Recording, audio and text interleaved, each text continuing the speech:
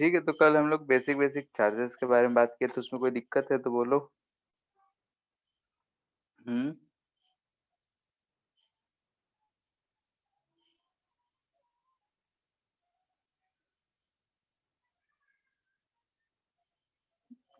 क्या हो रहा है इसको?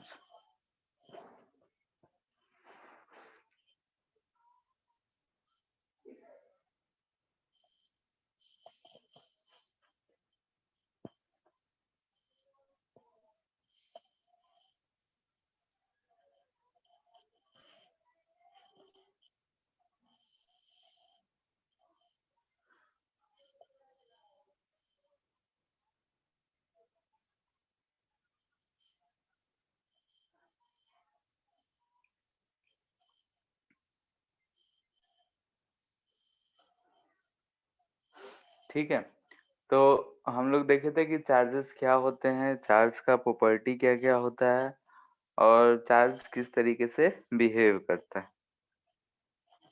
ठीक है, और हम लोग देखे भी थे कि अगर किसी ऑब्जेक्ट पे दो, अगर हमारे पास ऑब्जेक्ट हो, तो अगर हमें पता करना हो कि दोनों पे चार्ज है या नहीं है, तो हम लोग देखते हैं कि अगर दोनों में रिपल्सन हो रहा है तभी हम श्योरिटी के साथ कह सकते हैं कि चार्ज है।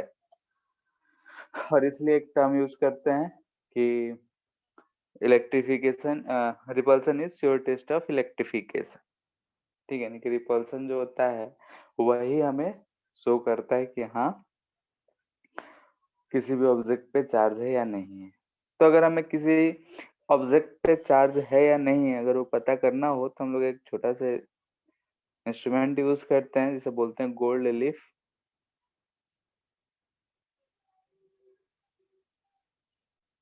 Electroscope.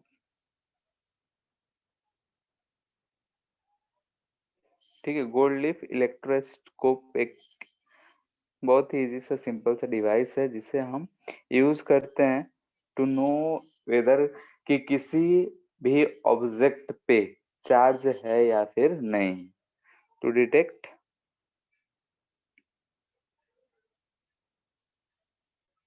Charge on any body. ठीक है, किसी भी बॉडी पे अगर हमें चार्ज डिटेक्ट करना हो तो हम लोग इसे यूज करते हैं। रिपल्सन ही इसमें हम लोग,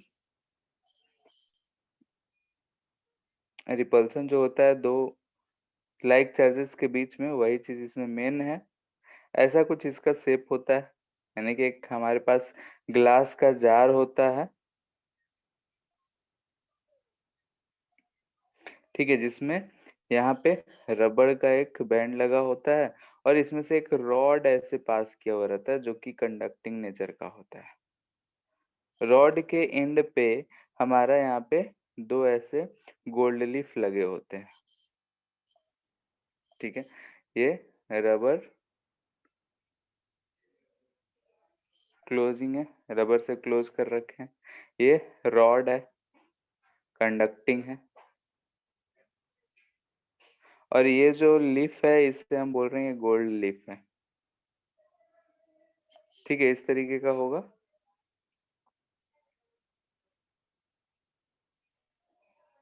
ठीक है, जैसा गोल्ड लीफ है जैसा है।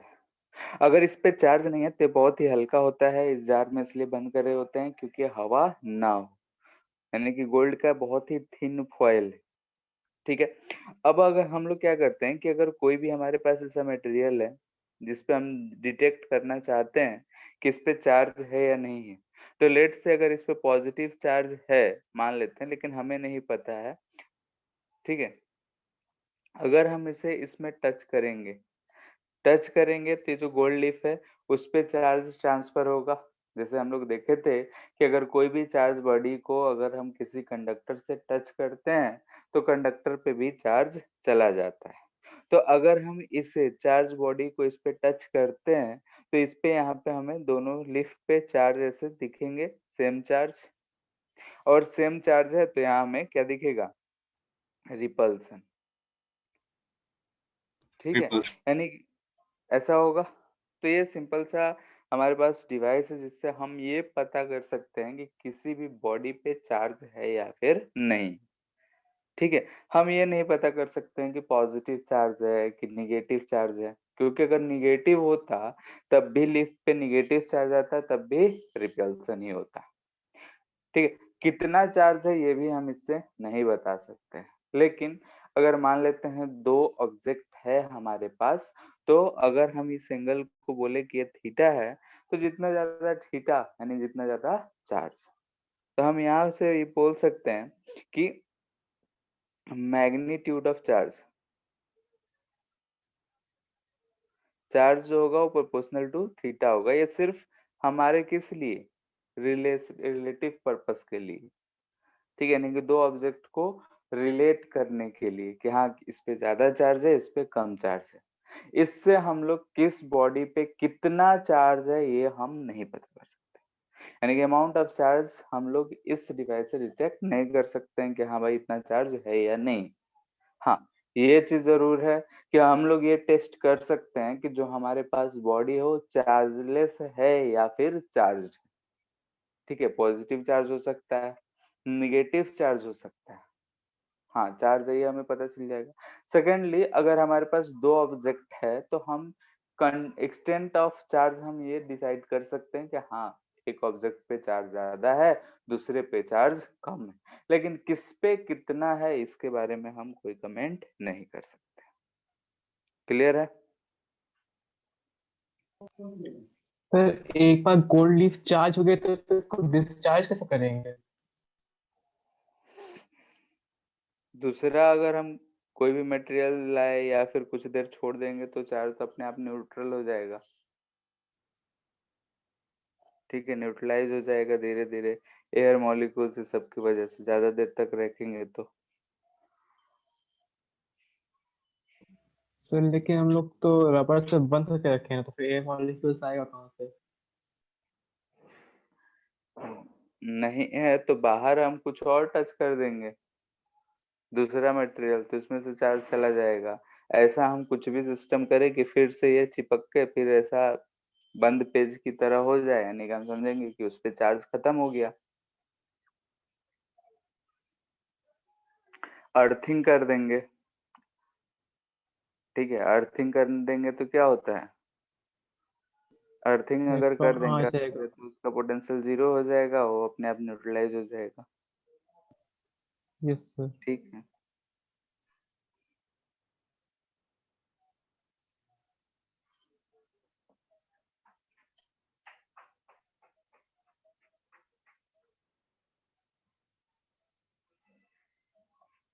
ठीक है, Coulomb's law of electrostatic. Gravitational law याद है क्या जी था? M one M two upon R square. ठीक है, G m1m2/r²। लॉ यही कहता था कि अगर हम दो मासेस को आजू बाजू में रखते हैं तो दोनों पे क्या होता है, फोर्स लगता है, दोनों ऑब्जेक्ट पे फोर्स लगता है, एक अट्रैक्टिव फोर्स लगता है, जिस अट्रैक्टिव फोर्स की वजह से दो मासेस एक दूसरे की तरफ फोर्स लगाते हैं। ठीक है, फिर उसके मैग्नीट्यूड के बारे में हम लोग बोले थे कि it is equal to Gm1m2/r²। यहाँ पे हम लोग जानते हैं कि अगर दो चार्ज साथ में रखें, ठीक है, लाइक चार्ज हो या फिर अनलाइक चार्ज हो, तो हम देखते हैं कि लाइक चार्ज होगा तो रिपेल करेगा और अनलाइक चार्ज होगा तो अट्रैक्ट करेगा। ठीक है, कूलम्ब्स लॉ में हम इसी चीज के बारे में चर्चा करेंगे कि मान लेते हैं कि हमारे पास यहाँ पे एक क्यू चार्ज है, यहाँ पे एक दूसरा क्यू चार्ज है, दोनों हम माने कि सेम पॉजिटिव चार्ज है, तो हमको यहाँ दिख रहा है कि लाइक चार्जेस है, लाइक चार्जेस है, तो एक दूसरे को ये रिपेल करेगा, रिपेल करेगा, यानी कि इस पे जो फोर्स लगेगा हम बोल रहे हैं F12, यानी कि force on one due to two, and this is force on two due to.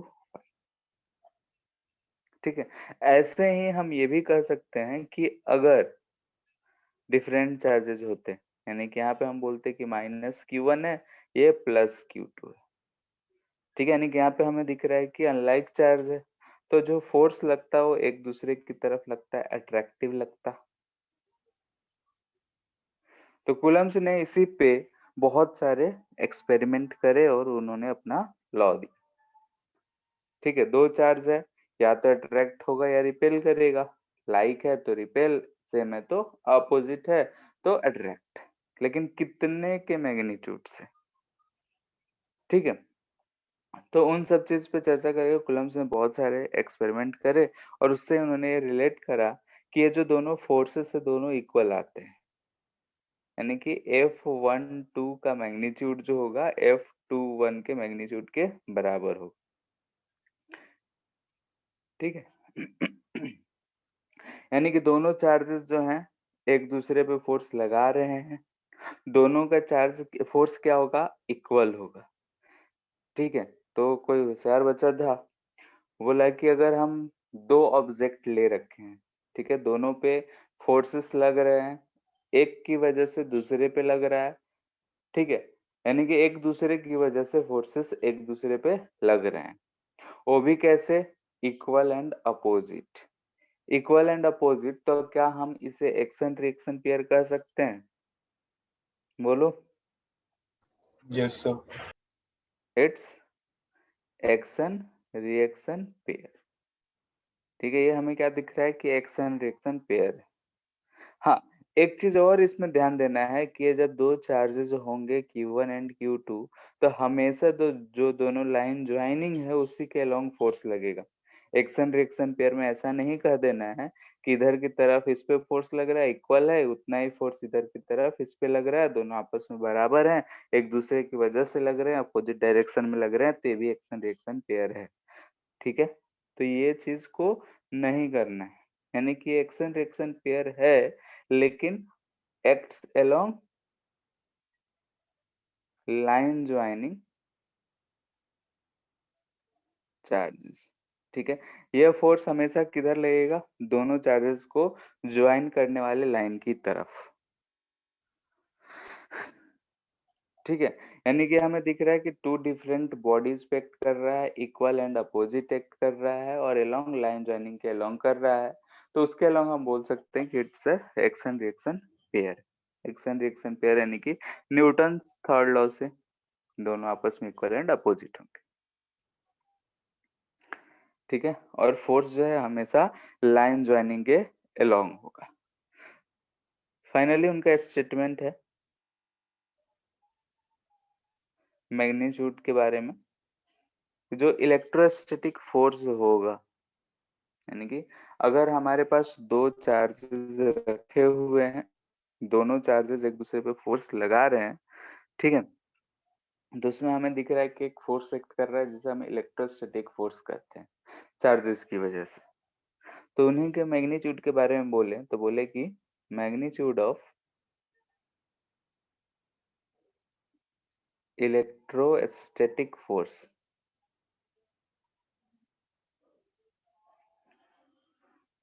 between two point charges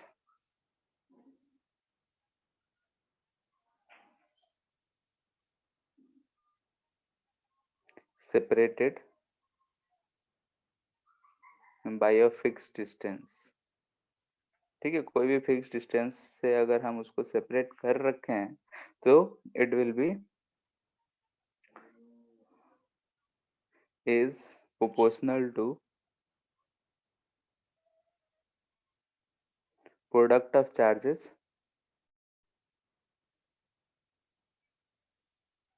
and inversely proportional to square of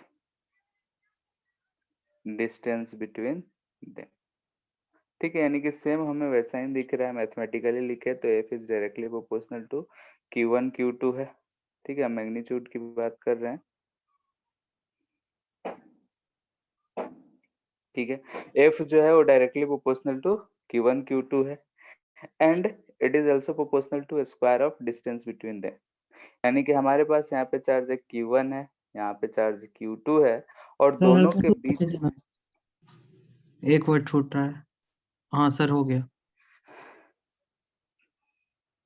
ठीक है। यहाँ पे हम क्या देख रहे हैं, अगर मैथमेटिकली देखें, अगर हम डेडिस करते हैं मैथमेटिकली, तो ये क्या करता है कि जो मैग्नीट्यूड ऑफ फोर्स है, ठीक है, फोर्स हमारा वेक्टर क्वांटिटी है, उसका मैग्नीट्यूड जो होगा वो directly proportional to product of magnitude of charges होगा and inversely proportional to square of distance between them. अब हम जानते हैं कि कहीं भी हम एफ ऐसा लिख रहे हैं यानी कि हम मैग्नीट्यूड लिख रहे हैं, ठीक है। कहीं भी अगर प्रोपोर्शनल आता है तो हमें एक कांस्टेंट मिलता है। कांस्टेंट मिलेगा तो यहाँ पे हम लोग वो कांस्टेंट को k से लिखते हैं, तो लिखते हैं k q1 q2 by R square, ठीक है। इस चीज को ग्रेविटेशनल फोर्स से रिलेट करो तो वहां पे g m1 m2 by R square होता था, ठीक है। k को बोलते हैं हम लोग प्रोपोर्शनल कांस्टेंट है,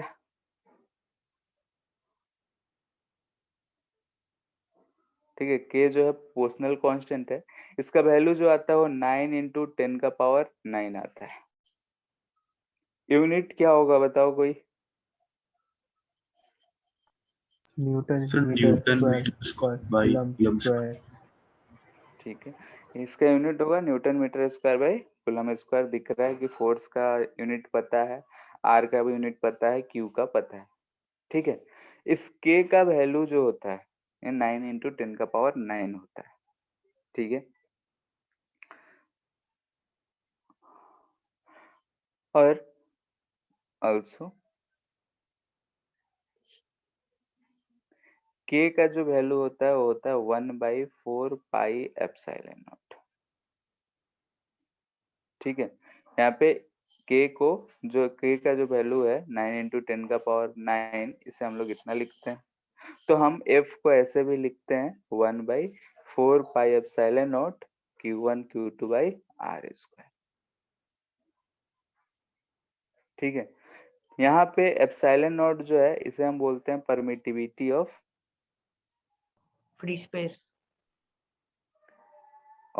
फ्री स्पेस, ठीक है। ये परमिटिविटी जो है ये टर्म से हम लोग ये समझते हैं कि कितना इलेक्ट्रिक फील्ड जो है किसी भी मीडियम से अलाउड है पास करने के लिए, यानी कि अगर कोई भी मीडियम है उससे इलेक्ट्रिक फील्ड अगर हम पास कर रहे हैं तो कितना, परमिटिविटी हमें ये बताता है कि कितना वहां पे रेजिस्टेंस है, यानी कि कितना जो है इलेक्ट्रिक फील्ड पास कर सकता है या नहीं कर सकता है, इस चीज के बारे में रिप्रेजेंट। जिसका परमिटिविटी बहुत ज्यादा होगा यानी कि उस मीडियम से इलेक्ट्रिक फील्ड पास करना उतना ही मुश्किल होगा।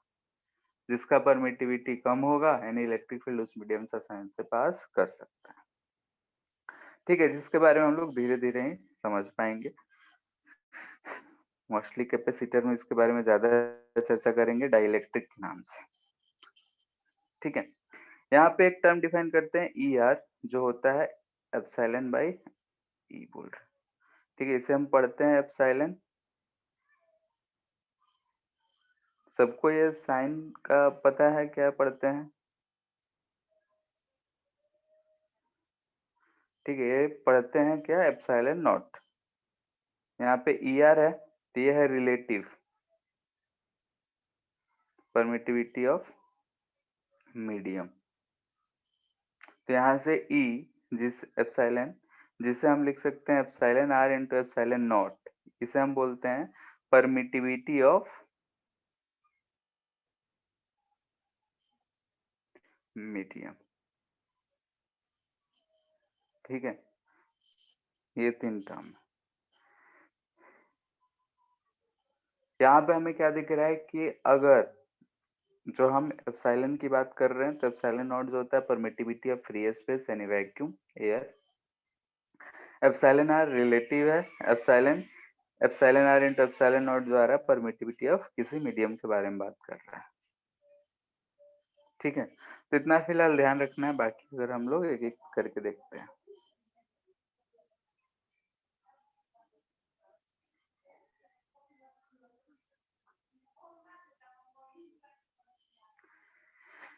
ठीक है, तो यहाँ तक हमने देखा कि कूलम्ब्स लॉ क्या है। कूलम्ब्स लॉ यही कहता है कि जो दो चार्जेस अगर किसी दूरी पे रखे गए हैं तो उनका जो फोर्स लग रहा है वो directly proportional to square of distance between them होगा and inversely proportional to square of directly proportional to product of charges and inversely proportional to square of distance between them होगा. Also हम बोलेंगे कि and acts along line joining them.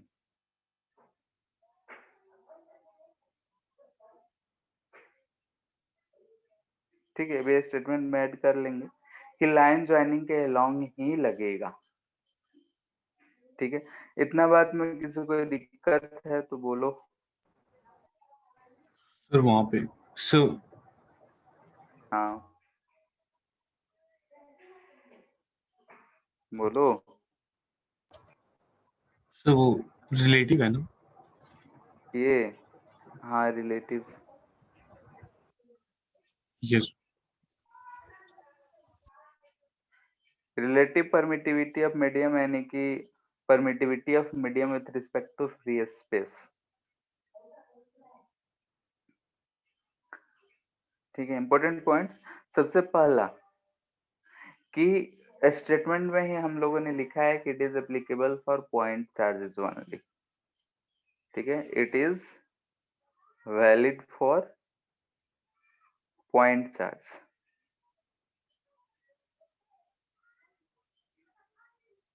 ठीक है, किसके लिए valid है? सिर्फ पॉइंट चार्जेस के लिए वैलिड. यानी कि अगर हमें कोई ऐसा बॉडी मिल जाता है जिसपे पूरा का चार्जेस डिस्ट्रीब्यूटेड है तो उसके लिए हम ये डायरेक्टली अप्लाई नहीं कर सकते हैं. उसके लिए हमें क्या करना पड़ेगा? पॉइंट चार्ज अज्यूम करना पड़ेगा, यानी कि एलिमेंट लेना पड़ेगा. सेकेंड, ये जो फोर्स है, this force is central force. ठीक है, लाइन ज्वाइनिंग के अलोंग है तो हम क्या बोलेंगे कि ये सेंट्रल फोर्स है. Third, this force is conservative in nature.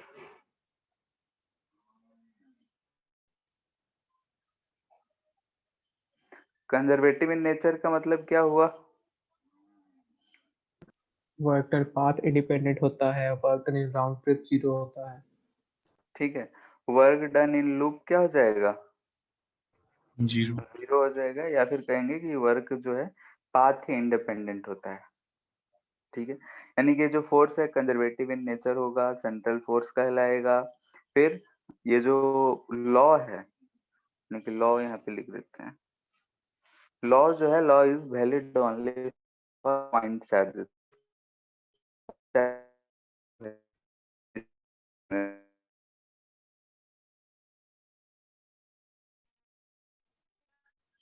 ठीक है, फोर्थ पॉइंट, जैसे कि अगर हमारे पास दो चार्जेस है Q1 और यहाँ Q2, दोनों पे लेट से हम बोल रहे हैं कि यहाँ पे फोर्स लग रहा है F1 F1. ठीक है, यहाँ पे दोनों equal in magnitude direction show कर रहे हैं तो सिर्फ हम F1 लिख रहे हैं, या F12 लिख लो, F21 लिख लो, दोनों आपस में इक्वल होंगे. अगर ये एयर में है हम बोल रहे हैं, अब इसे उठा के अगर हम किसी मीडियम में रख दें, Q1 है, यहाँ पे Q2 है, ये यानी मीडियम है जिसका परमिटिविटी एप्सिलॉन है. तो क्या होगा? तो यहाँ पे अगर हम फोर्सेस लिखेंगे कि यहाँ पे अगर हम फोर्स लिख रहे हैं कि एफ डैश, तो ये एफ डैश क्या लिखेंगे हम? 1/4 पाई एप्सिलॉन, यानी कि जिस भी मीडियम में है उसका परमिटिविटी हमें लिखना होगा. यहाँ क्या लिखते हैं? तो F इज इक्वल टू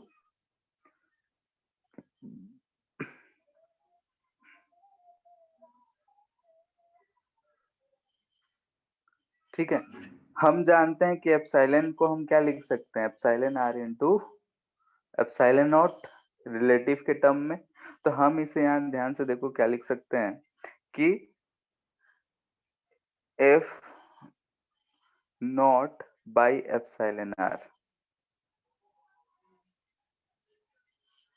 लिख सकते हैं, since epsilon is equal to epsilon r into epsilon naught. यहाँ से अगर हम इसको रिप्लेस करेंगे तो हमें आराम से क्या दिख रहा है कि 1/4 pi epsilon r epsilon not into Q1 Q2 by r square. तो यहाँ पे देखो एप्सिलॉन आर को छोड़ के बाकी सब यहाँ पे दिख रहा है, तो हम ऐसा देख सकते हैं। तो यहाँ से हमें क्या दिख रहा है, दिस इम्प्लाइज दैट कि अगर हम चार्जेस को किसी वैक्यूम में रखें, एयर और वैक्यूम को हम लोग एक तरीके से ट्रीट करते हैं, ठीक है, वैक्यूम में लिखते हैं। अगर वैक्यूम में उसे उठा के अगर हम किसी मीडियम में रख देते हैं, तो यहाँ हमें ध्यान से देखो कि फोर्स जो है वो एप्सिलॉन आर टाइम्स घट जा रहा है, और इस एप्सिलॉन आर को हम लोग बोलते हैं डाई इलेक्ट्रिक कांस्टेंट। ठीक है, डाई इलेक्ट्रिक कांस्टेंट, जिससे हम लोग आगे चल के के से भी रिप्रेजेंट करते हैं। यहाँ एक के यूज कर चुके हैं, तो यहाँ हम नहीं कुछ बोल रहे हैं। ठीक है, ये जो भी एप्सिलॉन के बारे में आ रहा है, ये सारी चीजें आगे चल के थोड़ा इजी हो जाएंगी। खैर, यहाँ से हमें क्या दिख रहा है कि अगर हम कोई भी चार्ज एयर में है, उसे उठा के अगर हम किसी मीडियम में रख देते हैं, तो फोर्स जो है के टाइम्स घट जा रहा है, यानी कि force in medium on charges decreases by epsilon r times। ठीक है, यानी कि अगर हम वैक्यूम में रखे हैं, उससे अगर रिलेट करें, तो हमें दिख रहा है कि एप्सिलॉन आर टाइम्स जो है फोर्सेस घट जाते हैं। यानी कि दो चार्जेस एयर में रखे हुए हैं, अगर 10 न्यूटन फोर्स लग रहा होगा, अगर हम उठा के वाटर में रख देंगे, तो एप्सिलॉन आर ऑफ वाटर जो होता है वो 81 होता है फॉर वाटर। ठीक है, तो अगर हम चार्ज को रखे हैं कि एयर में है 10 न्यूटन है, तो अगर हम वाटर में रख देंगे तो 10/81 न्यूटन हो जाएगा। यानी कि अगर हम बोल रहे हैं कि एफ नॉट जो है 100 न्यूटन है, यानी कि इन एयर है, अगर हम उसी दोनों चार्जेस को वाटर में पुट कर देंगे, तो फोर्स इन वाटर क्या हो जाएगा, तो डायरेक्टली लिख सकते हैं इतना न्यूटन।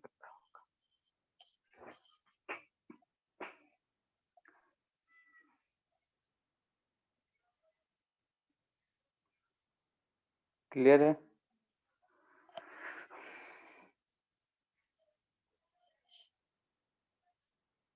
सर थोड़ा ऊपर कीजिए ना सर, वो ऊपर।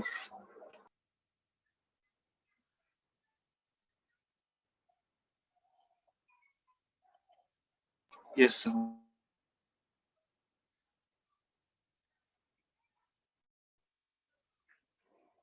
फिफ्थ, मान लेते हैं कि यहाँ पे एक चार्ज है Q1, यहाँ एक चार्ज है Q2।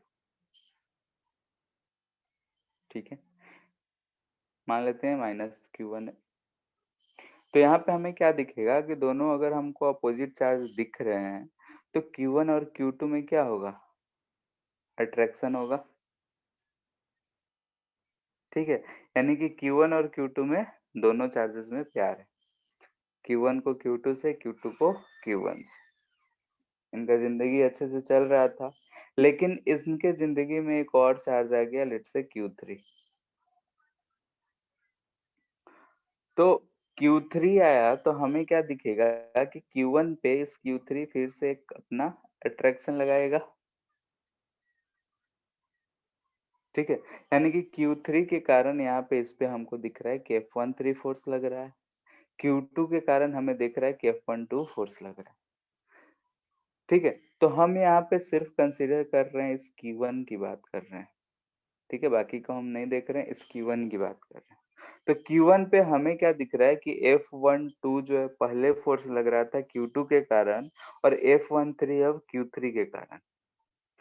तो जैसे कि दो चार्जेस थे, दोनों में प्यार था, ठीक है, इनके जिंदगी में तीसरा चार्ज आया, तो Q1 की बात करें तो उसका प्यार बढ़ गया।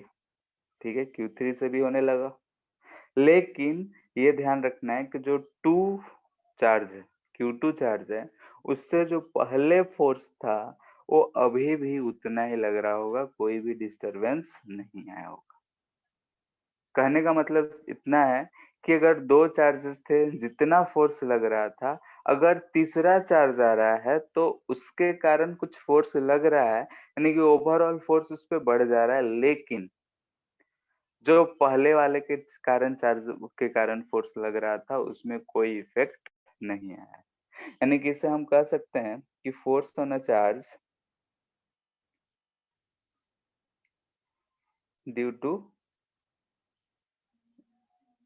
any other charge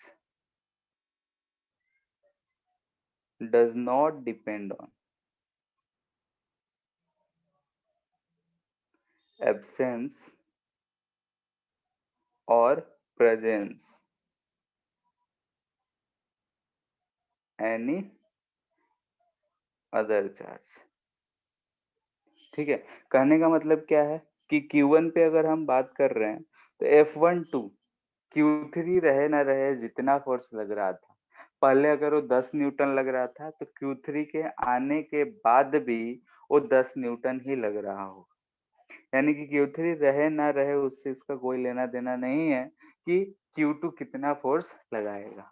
हाँ, ओवरऑल अगर हम फोर्स की बात कर रहे हैं Q1 पे तो ओवरऑल फोर्सेस बढ़ जा रहे हैं, क्योंकि दोनों फोर्सेस आ रहे हैं, वेक्टर सम करेंगे, जो भी रिजल्ट आएगा वो हम देखेंगे। क्लियर है? इसी ये स्टेप तो से हम वही कर कहानी यस रिपीट हो रहा है, कौन सा? ग्रेविटेशन वाला? ग्रेविटेशन वाला। सेम चीज है।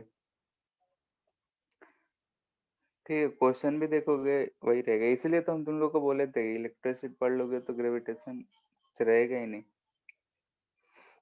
इसमें, क्योंकि रिपल्सन भी है और अट्रैक्शन भी है, वहां तो सिर्फ अट्रैक्शन ही था।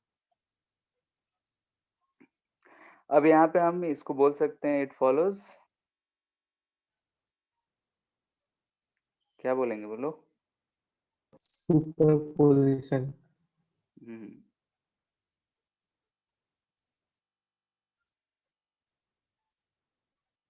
ठीक है, सुपरपोजिशन प्रिंसिपल को ये फॉलो करता है। सुपरपोजिशन प्रिंसिपल क्या था, डायरेक्ट लिख दे, समेशन ऑफ फोर्सेस। यानी कि अगर हमारे पास ऐसे Q1 Q2 Q3 चार्जेस हों, यहाँ पे कोई Q चार्ज, तो यहाँ से अगर हम देखें तो अलग अलग फोर्सेस लग रहे होंगे इस पे। ठीक है, माइनस चार्ज है तो अट्रैक्ट कर रहा है, पॉजिटिव पॉजिटिव है तो रिपेल कर रहा है, ऐसा। तो हमें दिख रहा है कि F1 F2 F3 फोर्सेस लग रहे हैं।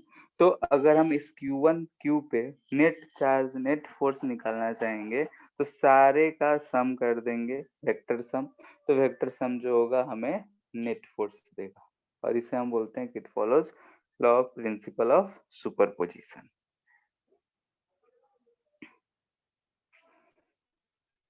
क्लियर है?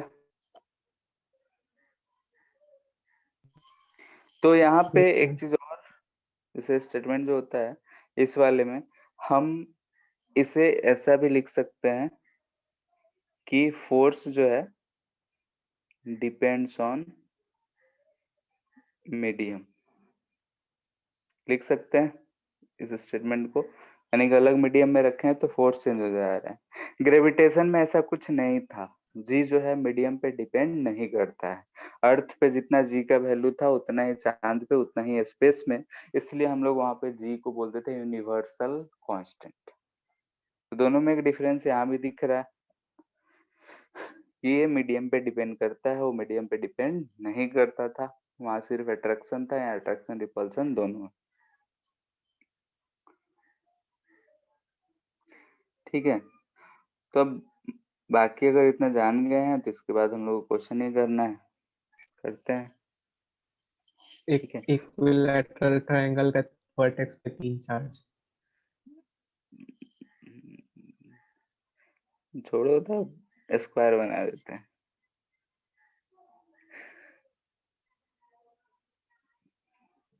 ठीक है, इस पे बताना है कि फोर्स कितना लग रहा है।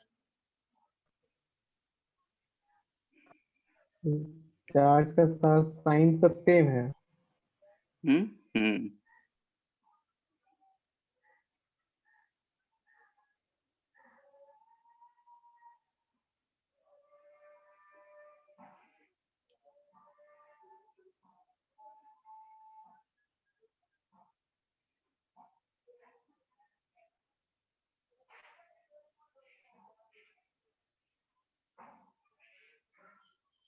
आ गया होगा।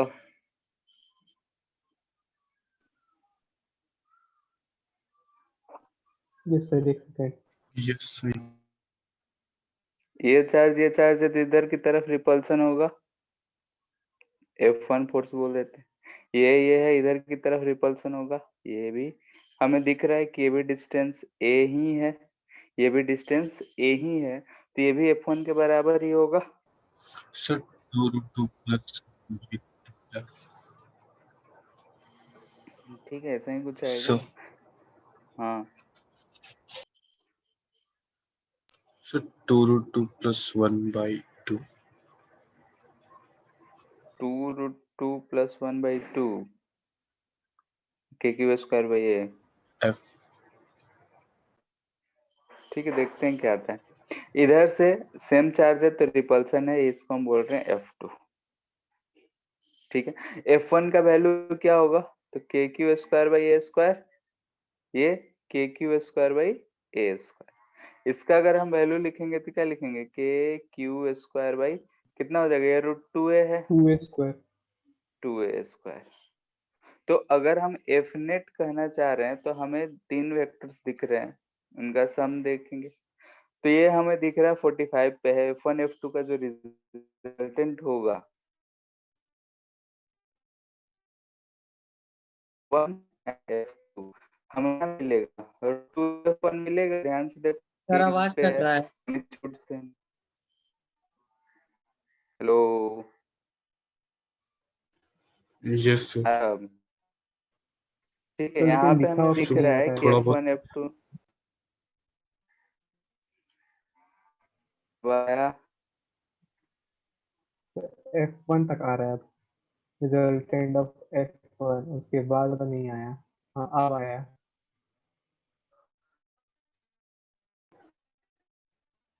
ठीक है, तो यहाँ पे दिख रहा है कि F1 और F2 दोनों आपस में, F1 ये भी F1 ही था, ये दोनों मैग्नीट्यूड में इक्वल है, 90 डिग्री पे है।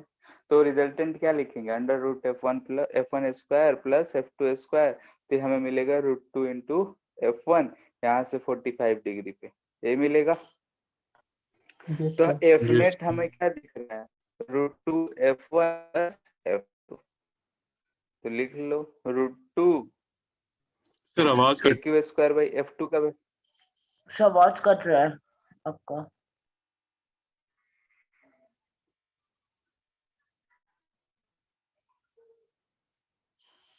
आया क्या अब। Yes yes sir. ठीक है, तो ये हमारा आंसर हो जाएगा KQ²/A² कॉमन ले लेंगे तो √2 + 1/2।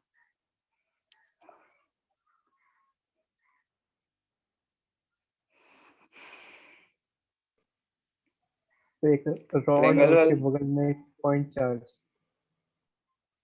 ठीक है, उसमें आएंगे। दूसरा क्वेश्चन करते हैं थोड़ा।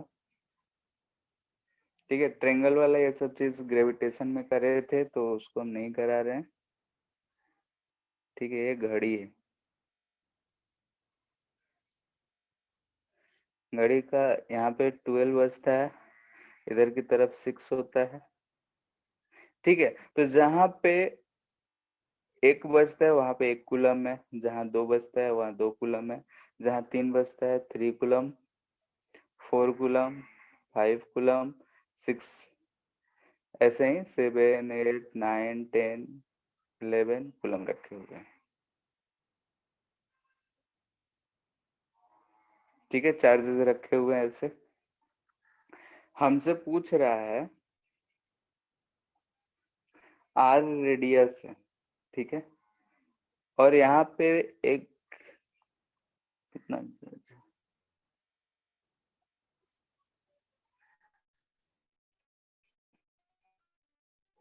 ठीक है, रेडियस जो है आर है,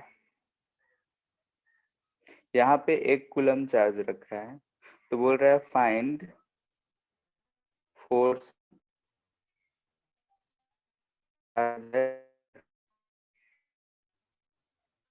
ठीक है, ये क्वेश्चन नहीं रह गया है, वेक्टर का क्वेश्चन है।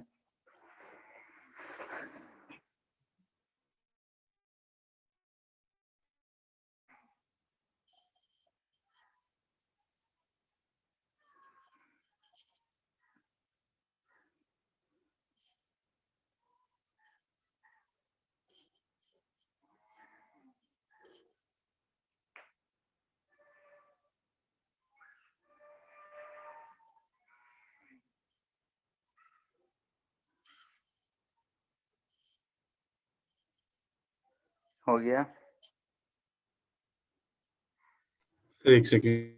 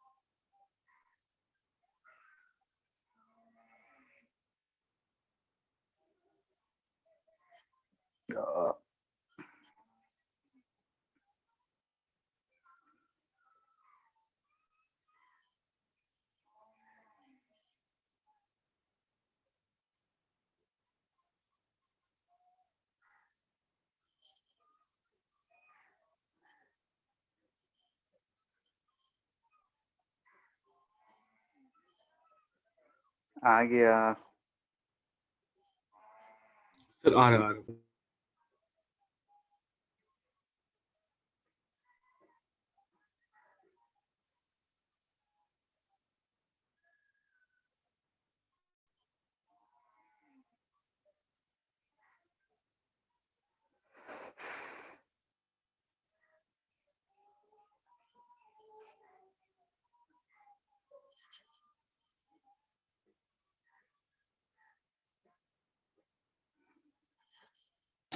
So 6 coulomb square by r square.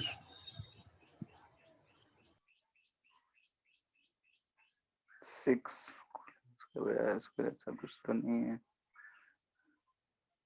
देखते हैं, यहाँ पे ध्यान से देखो तो ये वाला लाइन ऐसा होगा, 1 और 7 साथ में मिल रहे होंगे, दिख रहा है? लो, यस Yes. सर। ठीक है।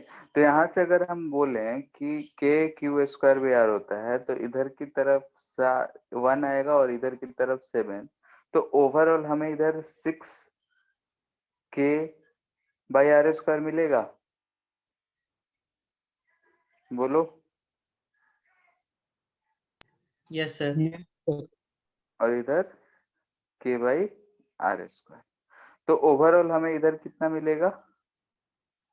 6, इसको हम एफ बोल दिए तो ये एफ होगा। ठीक है। वैसे ही 12 6 है, तो उसके कारण यहाँ पे हम इधर इस डायरेक्शन में मिलेगा ऐसा, इधर भी एफ। फिर 8 और 2 को देखेंगे तो इधर की 12 तरफ हमें एफ मिलेगा। फिर अच्छा 12 इधर ये मिलेगा, इधर की तरफ 12th 12 वाला ज्यादा है। ठीक है, एफ इधर फिर हमें मिलेगा, फिर इधर 3 4 की तरफ मिलेगा एफ, और फिर इधर की तरफ हमें मिल रहा है एफ। एंगल आते हैं, ठीक है। तो 1 जब बजता है तो कितना एंगल रहता है? हर 5 मिनट में कितना एंगल होता है? 360/12 होगा, Yes, sir. यानी कि 30 यानी कि ये वाला एंगल हमें 60 दिख रहा है, ये जो एंगल है ये हमें 30 दिख रहा है। वैसे ही इसमें भी ये 60 और ये 30 दिख रहा है। तो हम इसमें एफ एक्स यानी कि एक आई कैप लेंगे तो हमें क्या मिल रहा है? ध्यान से देखो, F plus 2f cos 30 plus 2f sine नहीं cos 60 मिल रहा है। ये जो भी आएगा आई Yes, कैप, ठीक है। वैसे ही अगर हम y डायरेक्शन की बात करें तो y डायरेक्शन में ध्यान से देखो तो -f दिख रहा है, फिर प्लस ये दोनों कट जाएंगे, इसका और इसका कंपोनेंट कैंसिल आउट हो जाएगा, इसका y कंपोनेंट कैंसिल आउट हो जाएगा, तो सिर्फ हमें -fj कैप ही मिलेगा। Sir, 12 into √/2 plus √3 by r square. अब सॉल्व करके जो भी है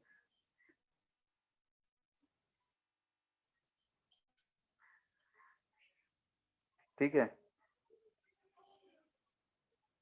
इसके आगे सॉल्व हो जाएगा।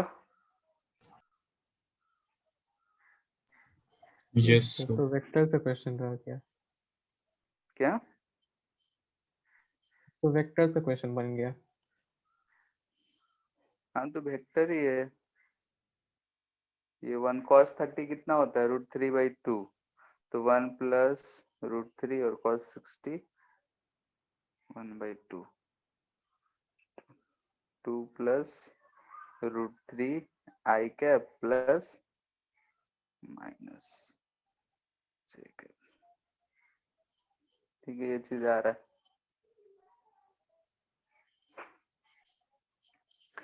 एक क्वेश्चन आया था ए ट्रिपल में कि find smallest force between two charges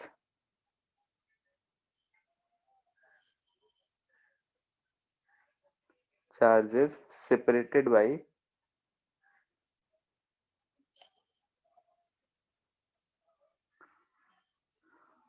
ठीक है, find smallest force between two charges separated by 1 meter।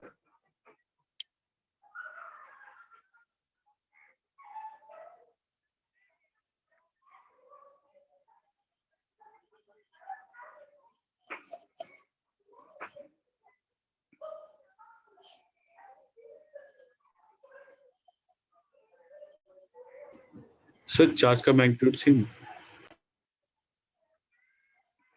Question इतना ही था, find smallest force between two charges separated at a distance 1 metre.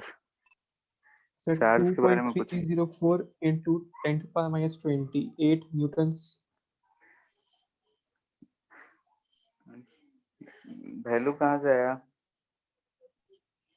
तो दो चार्ज को इलेक्ट्रॉन मान लिए।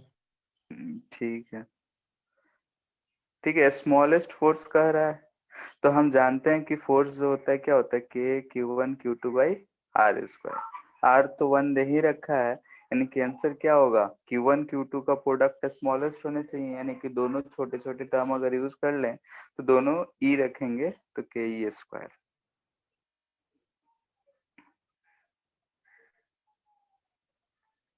ठीक है, यानी कितना अगर कोई सोच लेता है कि हाँ भाई स्मॉलेस्ट फोर्स कह रहा है, यानी कि हमें स्मॉलेस्ट चार्ज लेना है, तो स्मॉलेस्ट चार्ज कितना होता है, ई कर लिए।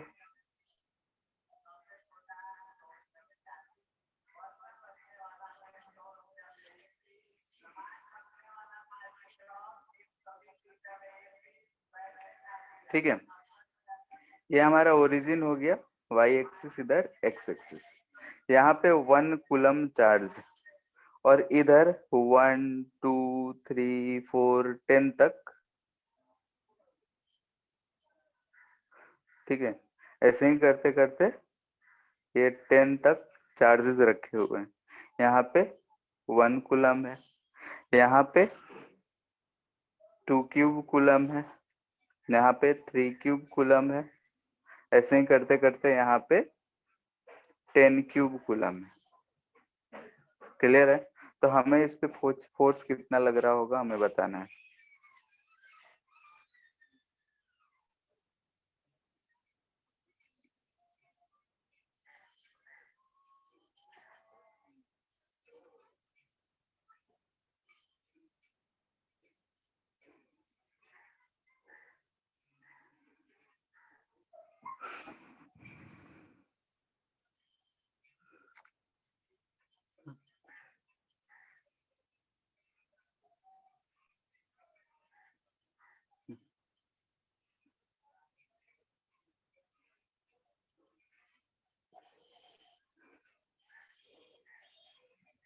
आ गया?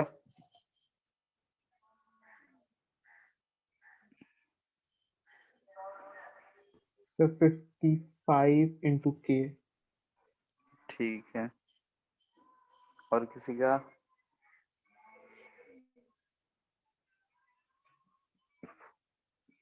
यहाँ दिख रहा है कि हर फोर्सेस के बीच में हमें रिपल्सिव फोर्स मिलेगा, तो ये 1 1 है तो इधर की तरफ फोर्स लगेगा, ये 2 कूलम भी इधर की तरफ, सारा जो फोर्सेस लगेंगे हमें इधर लेफ्ट डायरेक्शन में ही लगेगा, यानी कि निगेटिव ऑफ एक्स डायरेक्शन। तो हम अगर एफ की बात बोलते हैं तो ये होता है के Q1 Q2 by R square. तो यहाँ पे हमें क्या दिख रहा है कि F1 जो है के 1 का क्यूब इंटू 1 या फिर 1 का स्क्वायर लिखेंगे तो ये हमें के ही दिख रहा है। F2 यानी कि हम इसकी वजह से बोल रहे हैं, तो इसे हम क्या लिखेंगे के 2 क्यूब इंटू 1/2 का स्क्वायर, डिस्टेंस 2 है यानी कि ये 2 के। ऐसे ही चलते जाओगे तो हमें दिख रहा है कि F10 तक जा रहे हैं तो ये हमें मिल जाएगा k इंटू 10 क्यूब इंटू 1/10 का स्क्वायर यानी कि 10 के। ये मिल रहा है।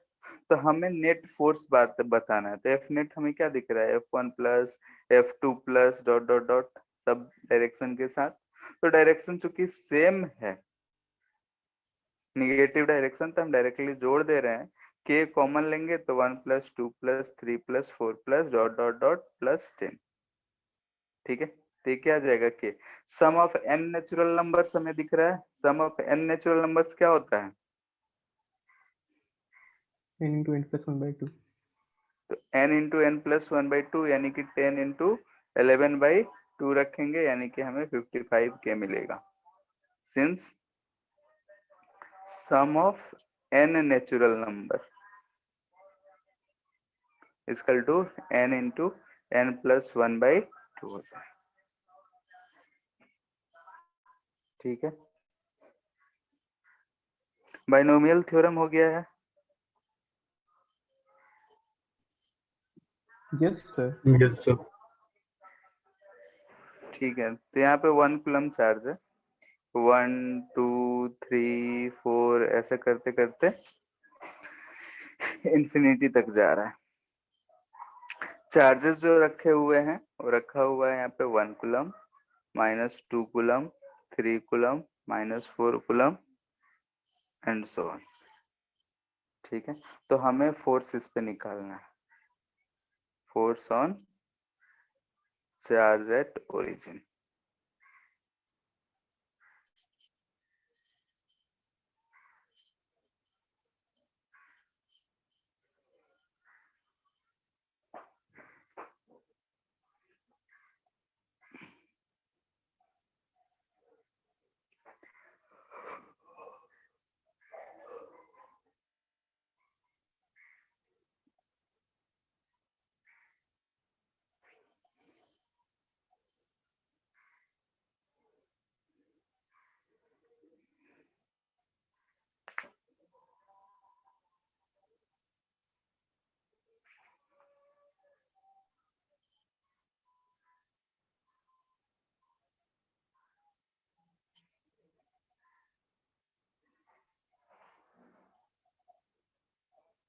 प्लस प्लस रिपल्सन होगा यानी कि लेफ्ट डायरेक्शन में, प्लस माइनस अट्रैक्शन होगा यानी कि राइट डायरेक्शन।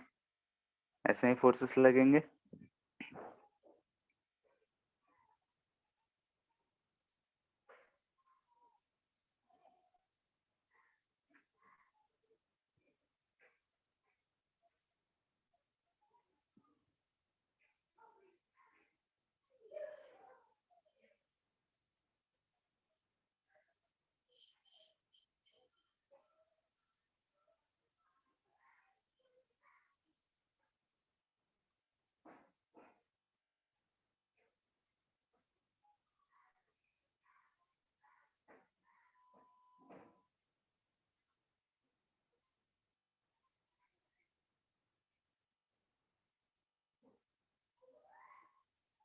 Sir, 0 है क्या? नहीं,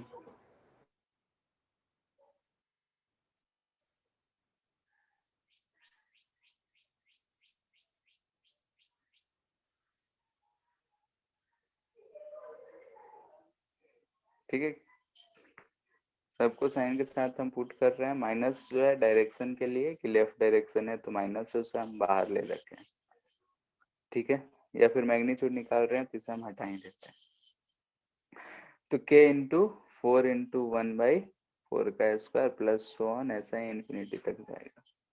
हमें यहाँ पे दिख रहा है ये हम फोर्स 1 के रख रहे हैं, तो 1 और 1 दोनों के बीच में डिस्टेंस 1 है, चार्ज 1 1 है, तो k 1 स्क्वायर बाई 1 स्क्वायर हो जाएगा।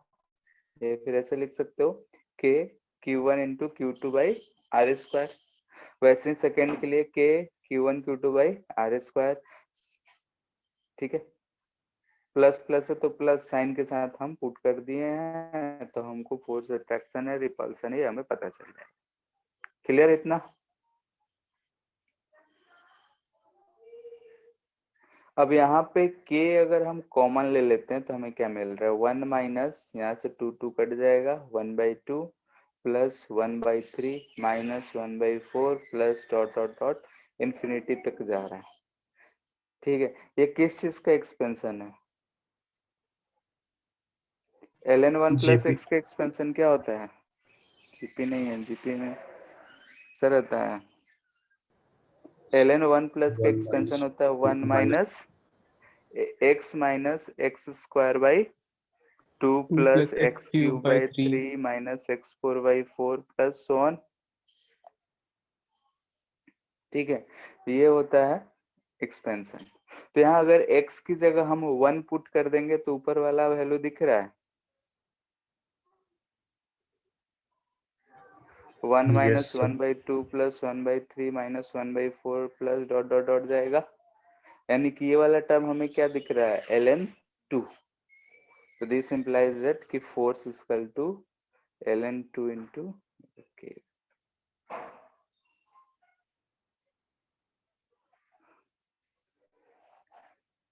ठीक है, तो बाकी बाइनोमियल थ्योरम जानते हो, तो उसमें साइन का एक्सपेंशन कॉस का एक्सपेंशन ये सब चीज दिए देगा, तो उससे पुट करने आना चाहिए।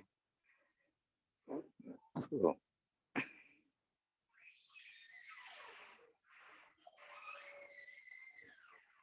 हो गया। इसका और कोई तरीका नहीं था क्या? एक्सपेंशन है, यहाँ के बाद मैथ में और कोई तरीका सीखे हो जोड़ने का तो यूज कर सकते हो। ठीक है, ये जोड़ना है इन्फिनिटी तक, यहाँ पे तो एक्सपेंशन से डायरेक्टली हमें दिखता है तो हम लोग यूज करते हैं।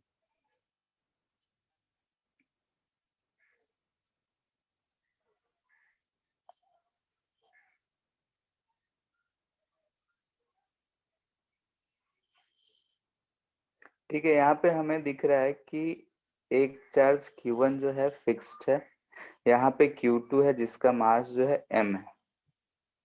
ठीक है, यहाँ से हम इसे क्या कर रहे हैं, रिलीज्ड। ठीक है, मान लेते हैं कि इसे हम एट t इक्वल टू 0 समय पे हम इसे रिलीज कर दी।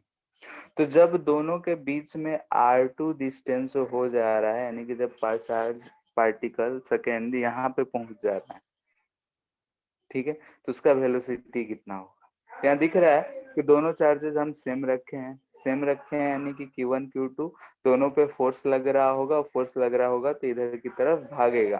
तो जब यहाँ आएगा तो इसका वेलोसिटी कितना होगा ये हमें बताना है, यानी कि find velocity of Q2 when separation become R2।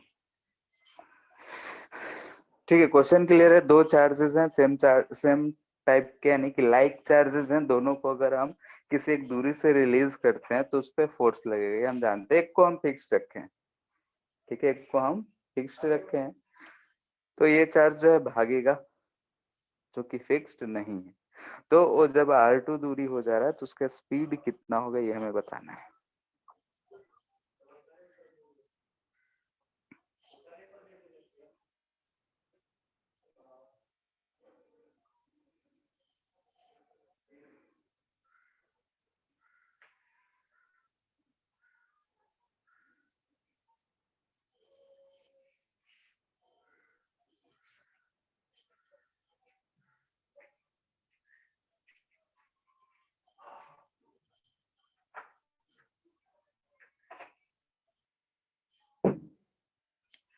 आ गया?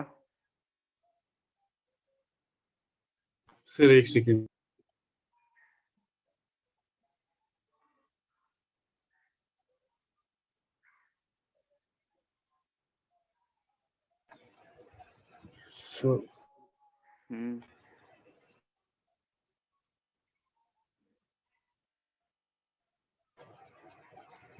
2 by m k q1 q square into 1 by r1 square minus 1 by r2 square का whole under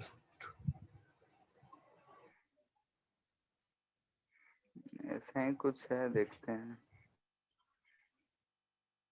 और किसी का?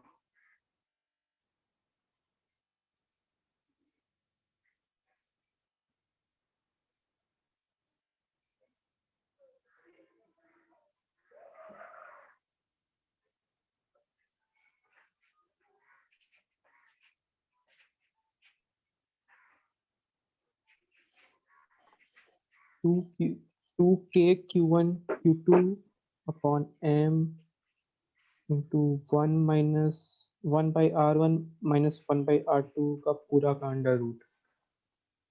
ठीक है।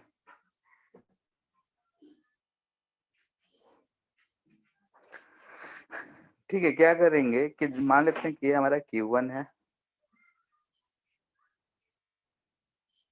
ये हमारा Q2 है, लेट से कि इसके बीच में दूरी x हो गया है।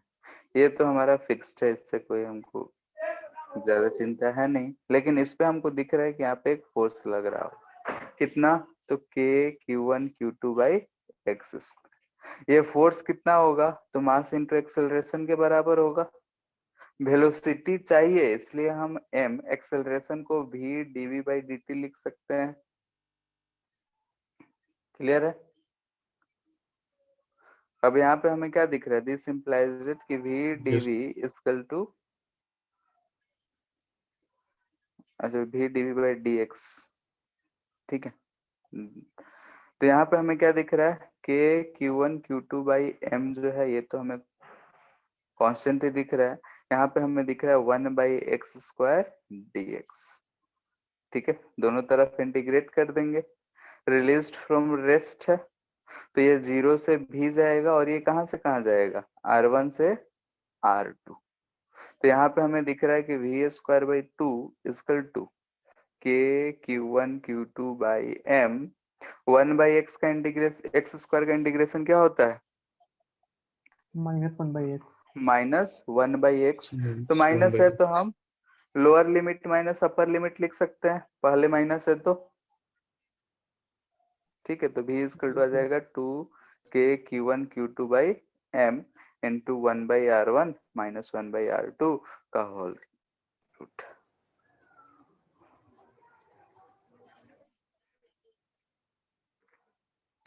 क्लियर है? yes so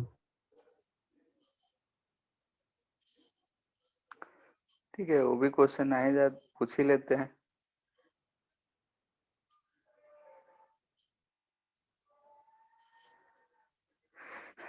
यहाँ पे हमारे पास एक रॉड है लेंथ का, जिस पे टोटल चार्ज Q है, यहाँ से a दूरी पे स्मॉल चार्ज Q है। तो हम पूछ रहे हैं कि find force on rod due to charge Q।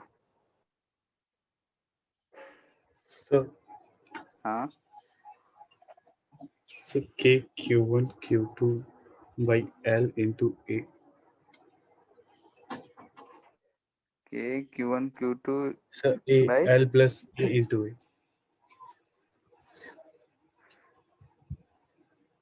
a into a plus L, ठीक है, याद है ना? yes so क्या करेंगे? यहाँ पे हम लोग x दूरी पे जाएंगे, एक एलिमेंट dx ले लेंगे। dx पे अगर हम चार्ज की बात करें dq, तो क्या लिखेंगे हम लोग? q by L, q by L into तो dx। यहाँ यूनिफॉर्मली बात, डिस्ट्रीब्यूटेड है चार्ज। हाँ यूनिफॉर्मली है। यूनिफॉर्मली नहीं रहेगा तो फिर कैसे लिखेंगे? ठीक है। एक चीज और यहाँ पे ध्यान रखना है कि ऐसा गलती कभी नहीं करना है कि टोटल चार्ज को हम एज्यूम कर लेंगे कि उसके सेंटर ऑफ मास पे डिस्ट्रीब्यूटेड है और बिना काम किए जा रहे हैं, ठीक है। क्योंकि डिस्टेंस के साथ साथ फोर्स चेंज हो रहा है, वेरी कर रहा है। तो यहाँ पे dq equal to q by L dx है, तो अगर हम df फोर्स लिखेंगे तो क्या लिखेंगे? k q dq by x square, यानी कि k Q by L 1/x² dx है, यही बचेगा। कहाँ से कहाँ? ए से एल प्लस ए। ठीक है, सॉल्व कर लेना है, एफ इक्वल टू जो भी बचा।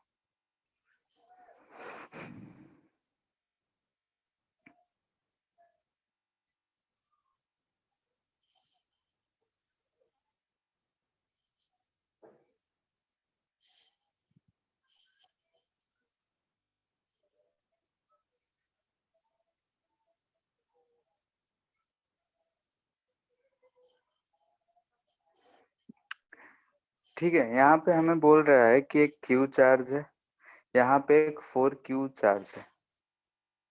ठीक है, दोनों के बीच का दूरी जो है L है। वेयर शुड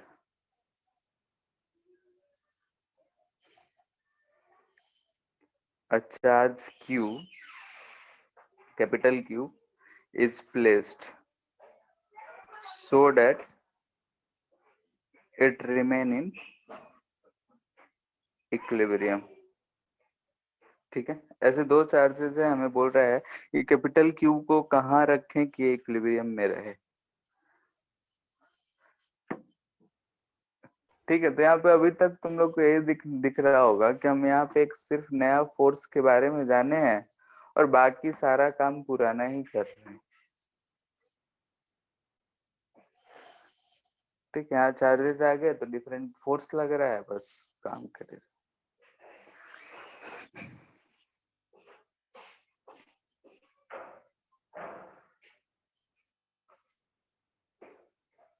ये भी पॉजिटिव ही है, जब तक नेगेटिव नहीं लिखा हुआ रहे तो उसे पॉजिटिव ही मानना है।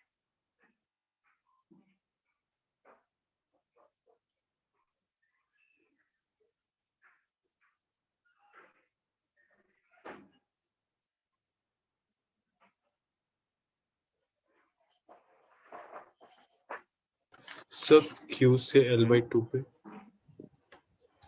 Q चार्ज उससे L/2 पे रखें। ठीक है, एक सेकंड। ठीक है, यहाँ पे अगर ध्यान से देखो तो यहाँ पे क्या क्या सोचना है। 4q चार्ज से L/3 डिस्टेंस पे। 4q से L/3 कि 4q से 2L/3 आएगा। सही है सर, q से L/3। ठीक है, यहाँ पे ध्यान से देखो सभी लोग कि सबसे पहले यहाँ पे दो चार्जेस हैं। ठीक है, वो कैसे हैं उनसे हमको कोई मतलब नहीं है, वहाँ फिक्स्ड है अपना आराम से। अब हमें क्यू चार्ज पुट करना है, ये भी पॉजिटिव चार्ज है और उसे इक्विलिब्रियम में रखना है। पॉजिटिव है तो इस बात का ध्यान रखना है। अगर हम ये रीजन 1 बोलते हैं, ठीक है, इस रीजन में तो इक्विलिब्रियम अगर हमें पाना है तो इधर अगर हम कहीं रखते हैं, चलो पहले इस लाइन पे रखते हैं, यहाँ पे अगर Q को यहाँ पे रखेंगे तो दोनों फोर्सेस सेम है, दोनों फोर्सेस उस डायरेक्शन में लगेंगे, ये कभी भी इक्विलिब्रियम नहीं हो सकता है क्योंकि दोनों रिपल्सिव है।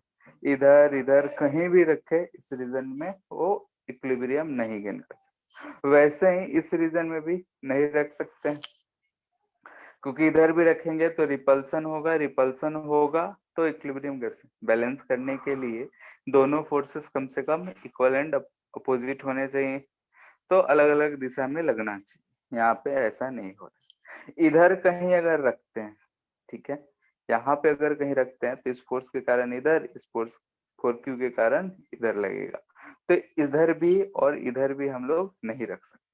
तो इक्विलिब्रियम के लिए यही लाइन अब हमको दिख रहा है, बच गया। इस पे अगर हम कहीं चार्ज q रखते हैं, सवाल हम इतना सही कर सकते हैं, लेकिन इतना बात हमें ध्यान रखना है कि कहाँ कहाँ इक्विलिब्रियम हो सकता है या नहीं हो सकता है। तो हमें दिख गया कि भाई इधर तो नहीं हो सकता है, बचा ये लाइन, इस पे देखते हैं हो सकता है या नहीं।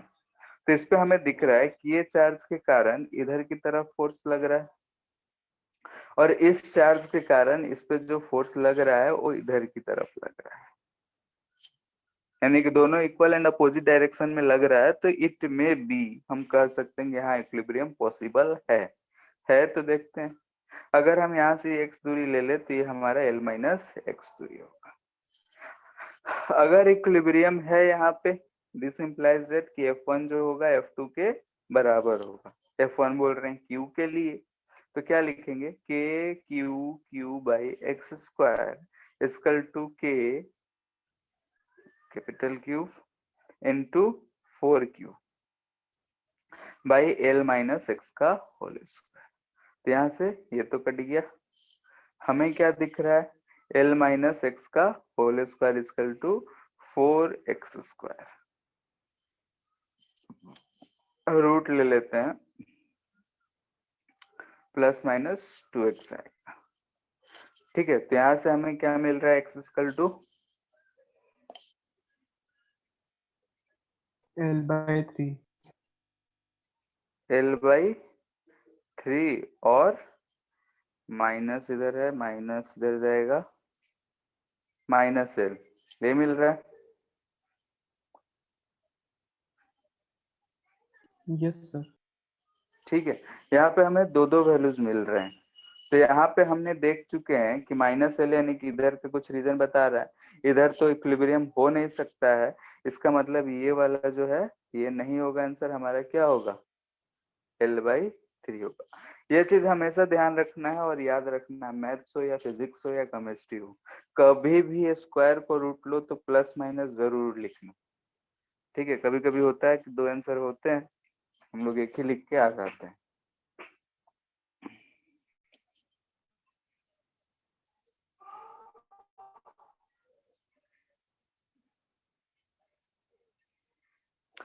सेम क्वेश्चन है, लेकिन यहाँ 9 क्यूब है और यहाँ माइनस क्यूब है। ठीक है, दोनों का बीच का दूरी l है, q to be in equilibrium.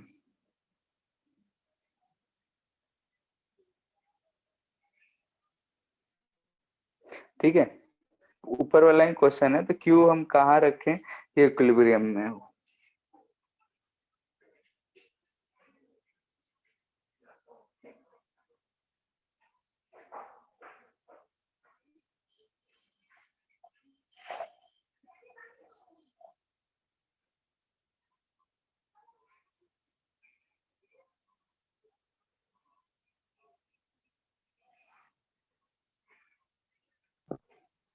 -q के राइट साइड L/2 पे।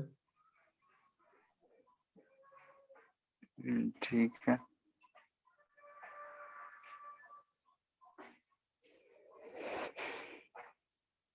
ठीक है, यहाँ पे भी हम डिसाइड करेंगे पहले कि कहाँ पे हम रख सकते हैं, क्योंकि मैं सॉल्यूशन करेंगे दो आंसर आना है। ठीक है, तो लास्ट में भी डिसाइड कर सकते हो या पहले जैसे करना है। यहाँ पे अगर हम बात कर रहे हैं, यहाँ पे 9q है, यहाँ पे हमारे पास -q है, तो ऑफ कोर्स जो भी इक्विलिब्रियम होगा इस लाइन पे ही होगा, क्योंकि हम जानते हैं कि फोर्सेस जो है लाइन ज्वाइनिंग के अलोंग लगते हैं, इसके अलोंग ज्यादा बेहतर है, कैंसल आउट होने के चांस। पॉजिटिव चार्ज है ये, यहाँ हम बीच में रख सकते हैं क्या, बताओ, बोलो।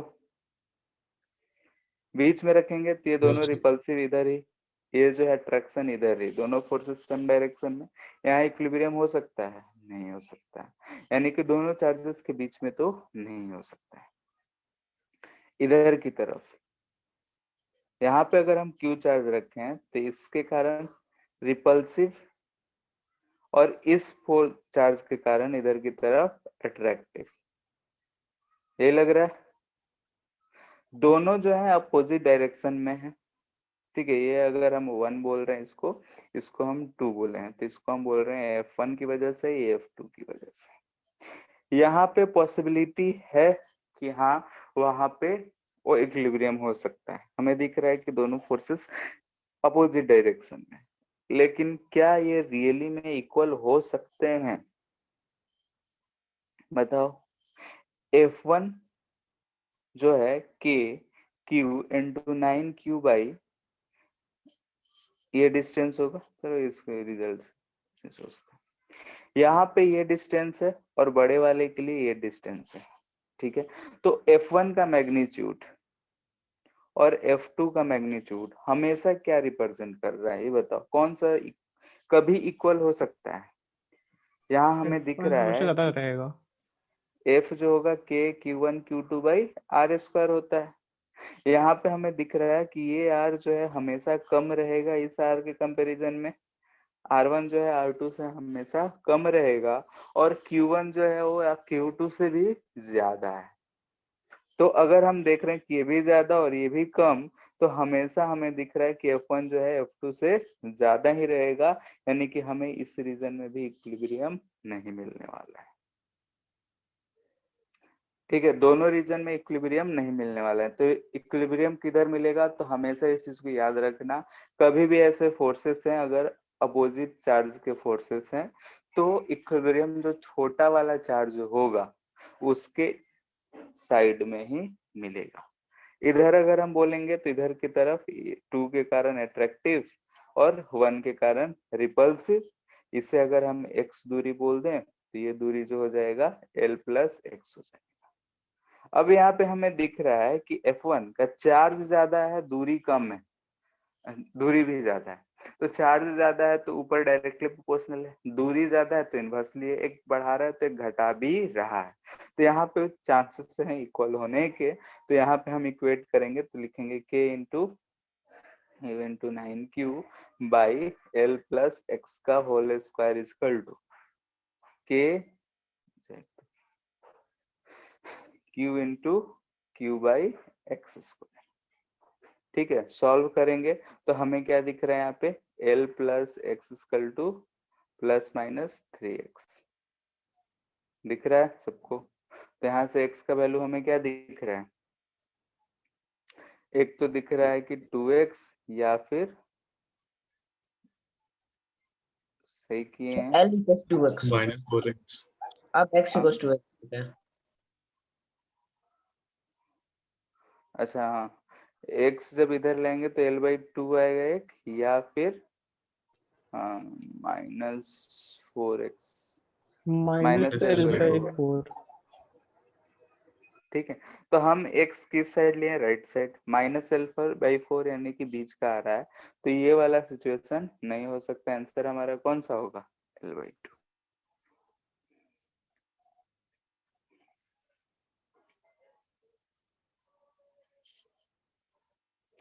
सेम चार्ज दे रहे हैं 9q, यहाँ पे q, दोनों के बीच में दूरी L। बोल रहा है a charge q is placed,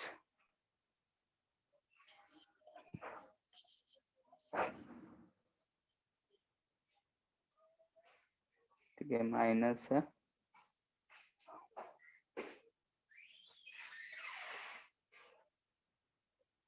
so that system is in equilibrium।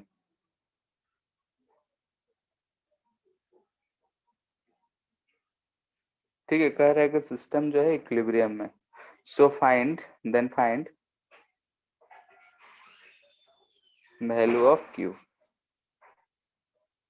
ठीक है, यानी कि यही कहना चाह रहा है कि ऐसा सिस्टम है कि एक 9q माइनस क्यू चार्ज रखा हुआ है, तो एक q चार्ज यानी कैपिटल Q, उसका कितना मैग्नीट्यूड होगा और उसका लोकेशन क्या होगा, कहाँ पे हम रखेंगे कि पूरा सिस्टम इक्विलिब्रियम में रहे।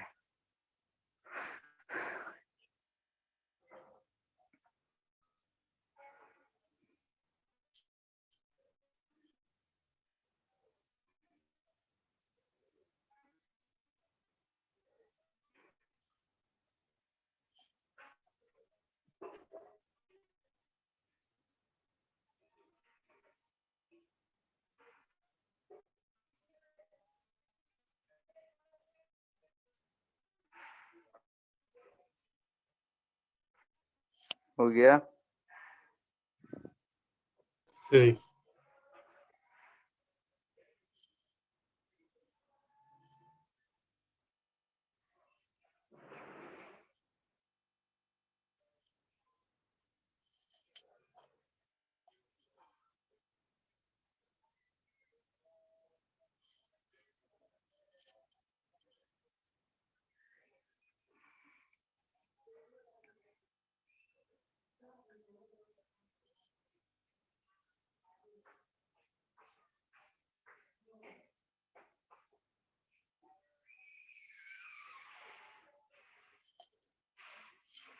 हमने पहले क्वेश्चन से ये यूज कर 9q लिया, by 4।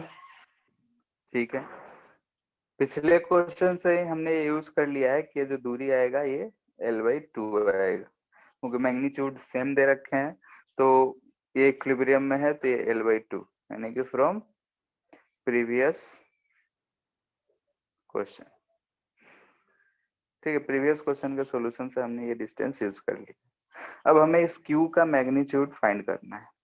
Q के मैग्नीट्यूड के लिए हमें इक्विलिब्रियम में लाना पड़ेगा, यानी कि ये तो इक्विलिब्रियम हो गया। इस पे अगर हम देखते हैं तो यहाँ हम देख रहे हैं कि इधर कैपिटल Q के कारण फोर्स लग रहा है, और इधर जो फोर्स लगेगा वो 9Q के कारण लगेगा। अब इसे भी इक्विलिब्रियम में होने के लिए, अगर ये इक्विलिब्रियम में है, दिस इंप्लाइज कि दोनों फोर्सेस इक्वल होने चाहिए, यानी कि KQ/L/2 का whole square will be equal to KQ into 9Q/L² होना चाहिए। तो KQ से KQ गया, L² कट जाएगा, यहाँ पे हमको दिख रहा है 4Q equal to 9Q, implies that Q equal to 9Q/4, यानी कि जो हमें चार्ज यूज करना पड़ेगा, इतना चार्ज अगर वहां पे रखेंगे तो ओवरऑल टोटल सिस्टम इक्विलिब्रियम में रहेगा। हाँ, अगर 9Q और Q को फिक्स्ड रखते हैं, यहाँ पे कोई भी चार्ज रखेंगे तो इक्विलिब्रियम में ही रहेगा। क्लियर है इतना? चाहो तो तुम लोग 9Q पे भी फोर्सेस को बैलेंस करके चेक कर सकते हो। सर अगर 3 पार्टिकल सिस्टम में 2 इक्विलिब्रियम में, तो तीसरा रहेगा ही इक्विलिब्रियम में। अगर पूरा सिस्टम को यहाँ पे ना हम लोग कर रहे हैं कि है इक्विलिब्रियम में, तो हम लोग चेक तो 2 ही के लिए किए हैं। हाँ तीसरा के लिए भी करेंगे तो रहेगा ही, क्योंकि इस पे जो भी फोर्सेस लग रहे हैं और इस पे जो भी फोर्सेस लग रहे हैं वो इक्वल ही है, यानी कंजर्वेटिव फील्ड में ऐसा हम कह सकते हैं, और सिर्फ एक दूसरे की वजह से फोर्सेस लग रहे हो तब। यहाँ पे एक चीज और है कि अगर मान लेते हैं कैसे दो चार्जेस है, यहाँ पे भी Q चार्ज है, सेम मैग्नीट्यूड ले रहे हैं, यहाँ पे भी Q चार्ज है। इसका बताओ जो इक्विलिब्रियम पोजीशन आएगा किसी Q चार्ज के लिए, पॉजिटिव Q चार्ज के लिए, वो कहाँ आएगा? L/2। सेंटर पे आएगा। किसी को दिक्कत? पॉजिटिव चार्ज रखेंगे तो यहीं पे आएगा, इक्वी दूरी पे है, क्योंकि दोनों चार्जेस इक्वल है, और बीच में रखेंगे तब भी दोनों चार्जेस की वजह से उस पर रिपल्सिव फोर्स लगेगा और कैंसिल आउट हो जाएगा। यहाँ पे हमने इस Q चार्ज को रखा है, इसको अगर हम इधर की तरफ थोड़ा सा डिस्प्लेस्ड कर दें, ठीक है, ये हमें जो पॉइंट है ये इक्विलिब्रियम दिख रहा है, ठीक है। अब ये कैसा इक्विलिब्रियम है हम इस पे चर्चा कर रहे हैं, यानी कि स्टेबल है, अनस्टेबल है, या फिर न्यूट्रल। तो हम अगर इसको वर्टिकल डायरेक्शन में थोड़ा सा डिस्प्लेस कर दें तो बताओ ये किस टाइप का इक्विलिब्रियम होगा? स्टेबल, अनस्टेबल, या कैसा होगा? स्टेबल। स्टेबल होगा। यहाँ पे अगर हम इसको डिस्प्लेस कर दिए कुछ दूरी, तो देखते हैं कि इसकी वजह से जो फोर्स लगेगा इधर लगेगा, इसकी वजह से जो फोर्स लगेगा इधर लगेगा। इन दोनों फोर्सेस का रिजल्टेंट किधर होगा? नीचे आएगा या ऊपर आएगा? ऊपर जाएगा। यस यानी कि अगर हम इस इक्विलिब्रियम पोजीशन से ऐसे वर्टिकल डायरेक्शन में डिस्प्लेस कर रहे हैं तो हमें कैसा इक्विलिब्रियम दिख रहा है? अनस्टेबल। अनस्टेबल दिख रहा है ना, कि वापस वो अपने इक्विलिब्रियम पोजीशन पे आना चाह रहा है? नहीं आना चाह रहा है, ठीक है। नहीं आना चाह रहा है तो हमें क्या होगा? अनस्टेबल। अगर यहाँ पे -Q चार्ज होता तो सब स्टेबल होता। बोलो, तब क्या हो जाता? यानी कि अगर हम यहाँ -Q रखते तो ये जो डिस होता, ये हमें क्या मिलता? स्टेबल मिलता, क्योंकि माइनस चार्ज होता तो उस केस में जो हमारा फोर्स होता है इधर की तरफ, तो इधर और इधर की तरफ फोर्सेस लग रहा होता, लेकिन नेट इधर लगता, वो फिर से इक्विलिब्रियम पोजीशन जाना चाहता। क्लियर है? Yes sir. इसी केस में अगर हम बोल रहे हैं कि यहाँ पे दो चार्जेस है Q Q, ये पॉइंट है, ये हमारा जो पॉइंट था Q, अब हमें इधर की तरफ डिस्प्लेस कर रहे हैं, ये डिस्प्लेसमेंट है। अब क्या होगा, ये स्टेबल है या अनस्टेबल? अनस्टेबल। अनस्टेबल। पॉजिटिव है चार्ज। हाँ पॉजिटिव ही है। स्टेबल। क्या होगा, स्टेबल होगा, क्योंकि जब हम यस। चार्ज को यहाँ लाएंगे तो हमें इसके कारण जो रिपल्सिव फोर्स लग रहा था वो घट जाएगा, और इसके कारण जो रिपल्सिव फोर्स है वो बढ़ जाएगा, क्योंकि इसका डिस्टेंस ये घट जा रहा है और इसका डिस्टेंस बढ़ जा रहा है। Yes sir. दिख रहा है?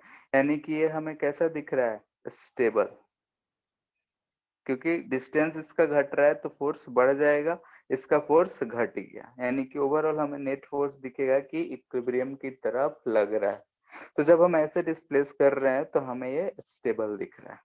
वैसे ही इस केस में हम क्यू चार्ज ले रखे हैं और हम डिस्प्लेस किधर कर रहे हैं, माइनस क्यू को इस डायरेक्शन में, तो क्या आएगा, अनस्टेबल। अनस्टेबल हो जाएगा, यस सर। क्योंकि जब हम यहाँ पे पुट करेंगे तो यहाँ पे हमें दिख रहा है कि अट्रैक्टिव फोर्स जो है ये डिक्रीज हो रहा है, और इधर की तरफ का अट्रैक्टिव फोर्स जो है ये बढ़ रहा है, तो ये भाग जाएगा, इक्विलिब्रियम से दूर चला जाएगा, इससे आके टकराना चाहेगा, तो हम देख रहा है कि ये अनस्टेबल है। तो ओवरऑल अगर हम इस पॉइंट को, यानी कि इस इक्विलिब्रियम पोजीशन को हम क्या कहेंगे, ओवरऑल अगर पूछा जाए तो ये स्टेबल इक्विलिब्रियम है या अनस्टेबल इक्विलिब्रियम है? कौन सा पॉइंट? अनस्टेबल, यही जो पॉइंट हमारे इक्विलिब्रियम आ रहा है, इस पॉइंट को यस। क्या कहेंगे, ओवरऑल अनस्टेबल। अनस्टेबल कहेंगे। लेकिन किसी पर्टिकुलर डायरेक्शन के लिए ये हमारा स्टेबल भी हो जा रहा है, ठीक है? सर हाँ, पर्टिकुलर डायरेक्शन क्यों, पर्टिकुलर चार्ज क्यों? पर्टिकुलर डायरेक्शन के लिए, किसी पर्टिकुलर डायरेक्शन में अगर हम डिस्प्लेस कर रहे हैं तो स्टेबल इक्विलिब्रियम भी शो कर रहा है। यस।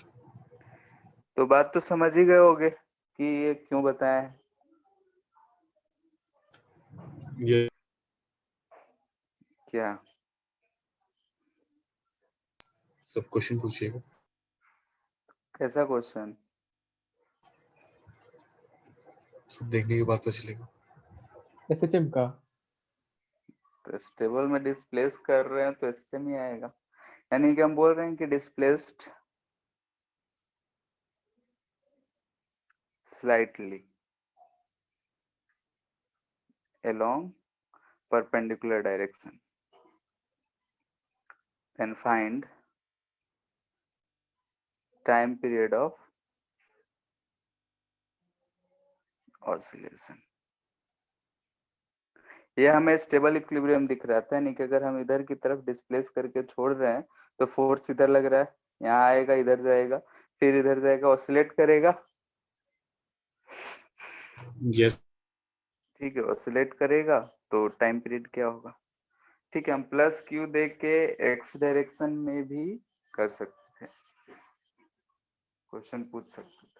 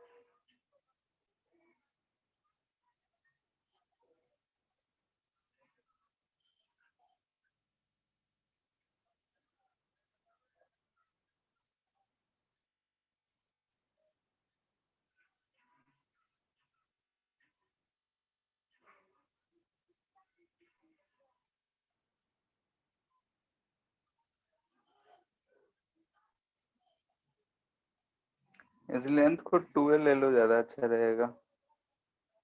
दे रखा है तुम।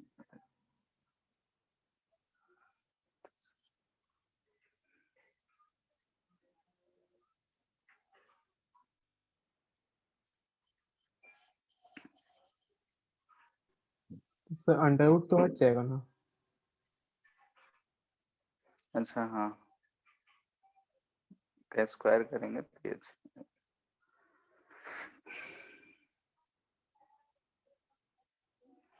क्या करते थे प्रोसेस याद है? सर एक सेकेंड आ रहा है।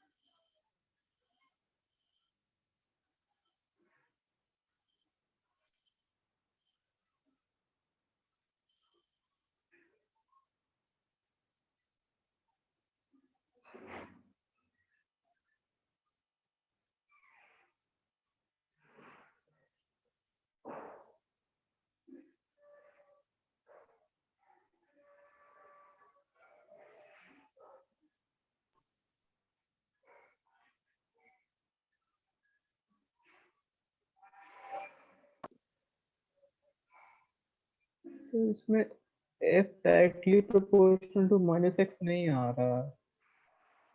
स्लाइटली डिस्प्लेस्ड है, अप्रोक्सीमेशन लोगे तो आ जाएगा। ठीक है सर।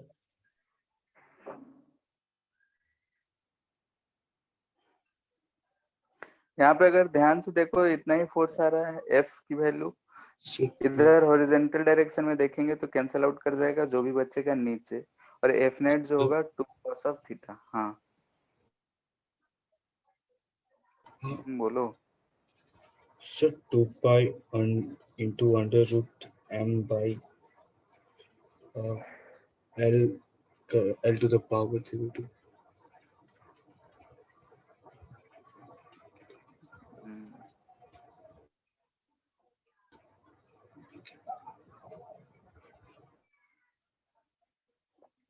वैसे ही कुछ आ रहा है, देखो यहाँ पे आर की टर्म में हम लिए हैं।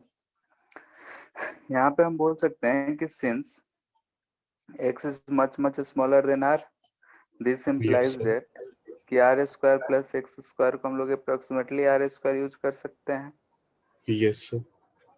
ठीक है, और ऊपर फिगर से हमें क्या दिख रहा है कि आर इक्वल टू जो है एल बाई टू है, अगर एल की टर्म में देना है तो यहाँ से हमें फोर्स जो है एफ नेट मिल जा रहा है, वो कितना मिल जा रहा है, 2 k q q। कभी बुक्स में k को 4 पाई एप्सिलॉन नॉट मिल जाए तो कोई दिक्कत नहीं है। यहाँ r का पावर क्यूब हो जाएगा, दिख रहा है, आर स्क्वायर रखेंगे तो 2 कैंसल आउट हो जाएगा, आर का क्यूब हो जाएगा, ऐसा मिल रहा है। ये फोर्स जो है हमें दिख रहा है कि सेंटर की तरफ लग रहा है, तो हम ऐसे लिख सकते हैं, दिस इंप्लाइज दैट के एफ इक्वल टू, यहाँ पे माइनस हम इसी में लगा दे रहे हैं, ठीक है, माइनस, तो दिस इंप्लाइज दैट कि हम एम ए लिखते हैं तो एक्सेलरेशन जो होगा -2 omega k square Q Q by M R cube into X होगा, जिससे हम किससे कंपेयर करते हैं, माइनस ओमेगा स्क्वायर एक्स से। एक्स। तो यहाँ पे हमें ओमेगा का वैल्यू मिल गया yes sir. 2 q by 4 pi epsilon naught की टर्म में देंगे तो m r क्यू इतना होगा। तो यहाँ से हम टाइम पीरियड लिख सकते हैं, क्या आएगा, 2 पाई बाई ओमेगा। ठीक है, प्रोसेस हमारा सेम होगा। Yes sir. ठीक है, किधर भी डिस्प्लेस करके पूछा जा सकता है, तो हम लोग एसएचएम पढ़े हैं, एसएचएम का प्रोसेस है, यूज कर लेंगे।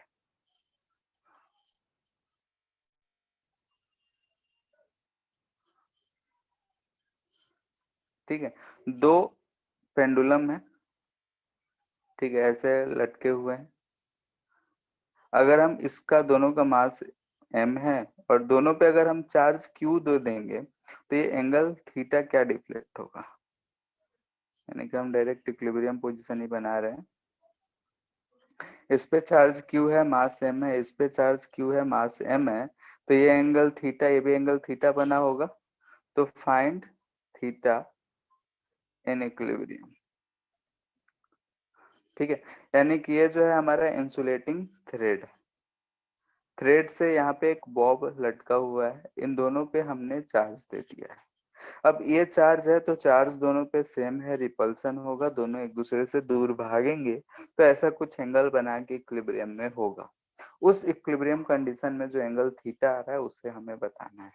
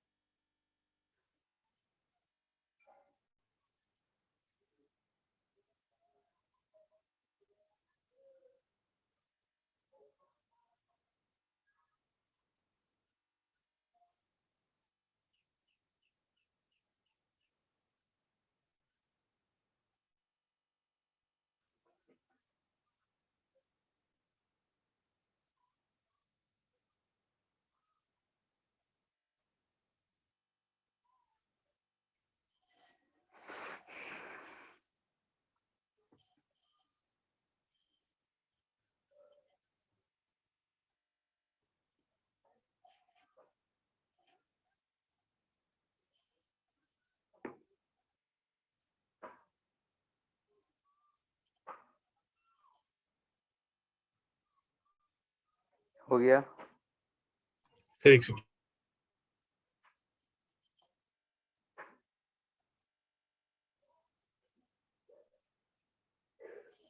लेंथ जो है ये एल है,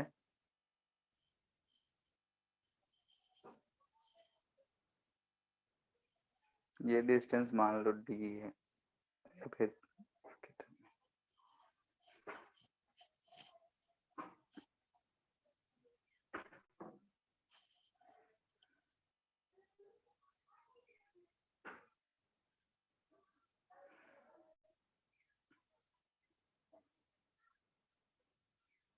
इस पे सर डी इधर गिवन फोर्स लग, हाँ इधर इस पे फोर्स mg लग रहा होगा, इधर एफ इलेक्ट्रोस्टैटिक लग रहा होगा, K sir Q theta square is by, equal to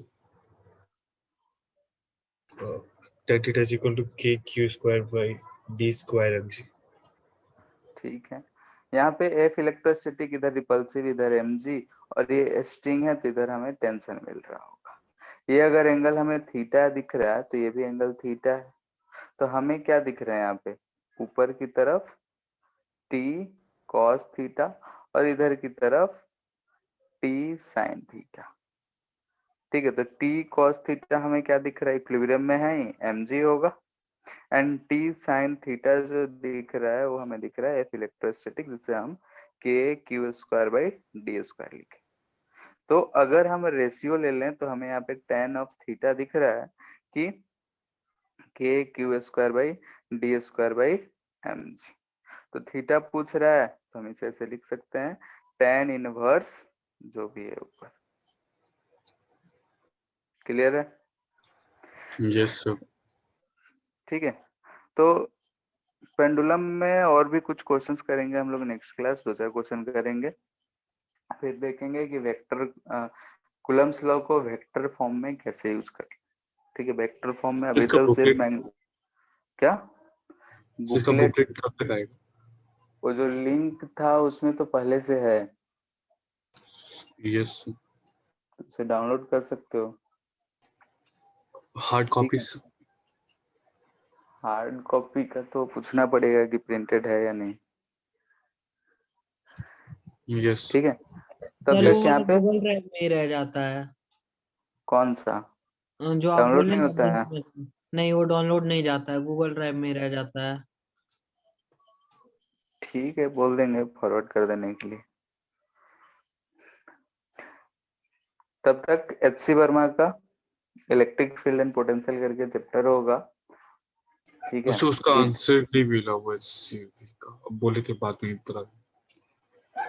ठीक है, तो यहाँ से क्वेश्चन नंबर 1 to 31 करना है, क्लियर है? Yes sir.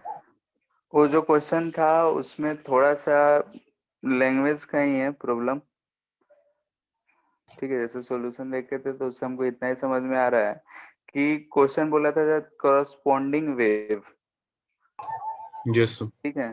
तो क्वेश्चन जैसे सॉल्यूशन के हिसाब से हमको तो अभी तक लैंग्वेज समझ में नहीं आया उसका, ठीक है। तो उसके हिसाब से हमें यही लगा है कि जो पहला वेव निकला है, ठीक है, उसके बाद का जो वेव है उसके बारे में पूछा जा रहा है,